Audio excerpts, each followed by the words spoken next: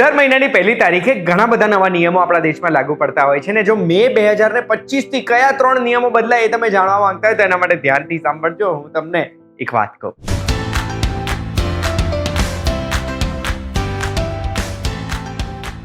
એક વાત કહું, આપનું સ્વાગત છે. મારું નામ છે ગુંજ ઠક્કર. મે મહિનાથી કયા કયા નિયમોમાં ફેરફાર થાય છે? તો સૌથી પહેલા તો એટીએમ ચાર્જીસ. હવે આરબીઆઈએ મંજૂરી આપી છે બેંક્સને ચાર્જીસ રિવાઇઝ કરી શકે છે બેંક, અને જ્યારે બી ફ્રી ટ્રાન્ઝેક્શન એટીએમ ના પતી જાય એના પછી 23 રૂપિયા સુધી બેંક્સ લઈ શકશે. દરેક ઇન્ડિવિજ્યુઅલ બેંકે ઇન્ડિવિજ્યુઅલ ટ્રાન્ઝેક્શન નક્કી કરેલા છે.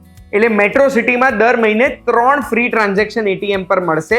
નોન મેટ્રો શહેરોમાં દર મહિને 5 ટ્રાન્ઝેક્શન મળશે. એના પછીના ટ્રાન્ઝેક્શન ચાર્જેબલ હશે.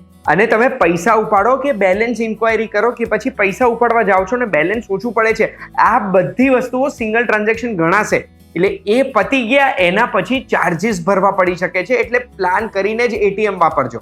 બીજું, આપણા દેશમાં 43 રિજનલ રૂરલ બેંક્સ છે, એનું અમાલ્ગેમેશન થઈને 28 બેંકો થઈ જશે. એટલે બેસિકલી બધી બેંકો જોડાઈ જવાની છે ને આ બધી બેંકોનું ટોટલ આપણા દેશમાં 700 જિલ્લાઓમાં 22,000 થી વધુ બ્રાન્ચીસ છે.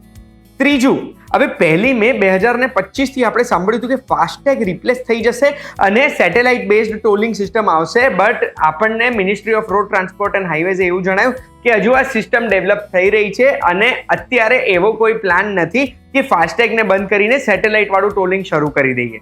બસ આ મહિને 3 જ નિયમો બદલાયા છે. બીજો કોઈ પણ નવો નિયમ આવશે, કોઈ પણ નવી માહિતી આપવાની આવશે, એ તમને એક વાત કોમાં મળી જશે. ને આવી જ માહિતી માટે એક વાત કો જોતા રહેજો. આપણે ફરી મળીશું.